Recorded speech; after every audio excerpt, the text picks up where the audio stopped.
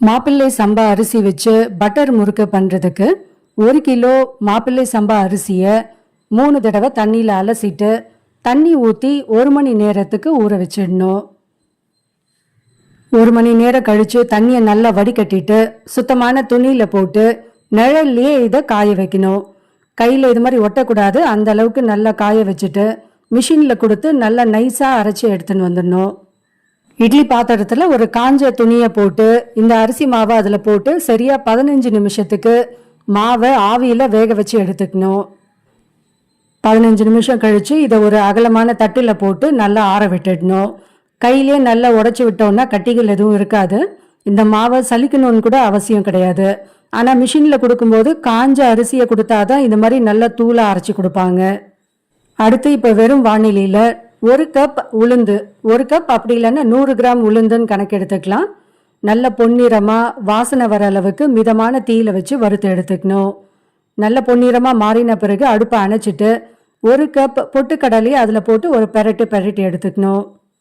இது கூடவே 1 ஸ்பூன் மிளகு சேர்த்து மிக்சியிலேயே நல்ல ஃபைன் பவுடராக அரைச்சி எடுத்துக்கணும்.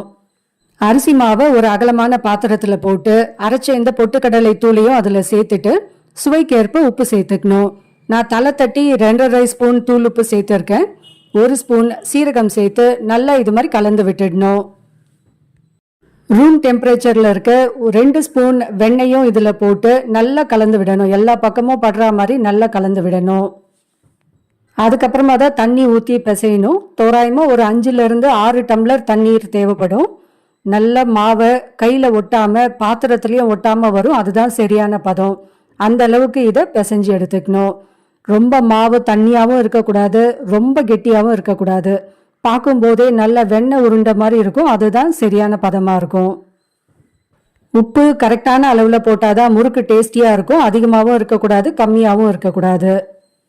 இந்த அளவு அரிசி மாவுக்கு 1 லிட்டர் எண்ணெய் தேவைப்படும். நான் செக்கு கடலை எண்ணெய் தான் சேர்த்துருக்கேன். முதல்ல ஒரு 3/4 எண்ணெயை மட்டும் சேர்த்துட்டு அதுக்கப்புறமா எண்ணெய் கம்மியாக கொஞ்சமாக எண்ணெய் சேர்த்துக்கலாம். அட் எ டைம் எண்ணெயை ஊற்றி சுடக்கூடாது. நமக்கு விருப்பமான அச்சில் நான் பட்டர் முறுக்குன்றதுனால இந்த சிங்கிளான ஸ்டார் அச்சு தான் எடுத்திருக்கேன். அச்சு எந்த அளவுக்கு பெருசாக இருக்கோ அந்த அளவுக்கு நமக்கு முறுக்கும் அந்த சைஸ்க்கு கிடைக்கும்.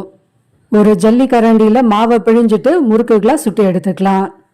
முறுக்கு மாவை ஒரு ஈரத்துணி போட்டு மூடி வச்சுக்கணும்.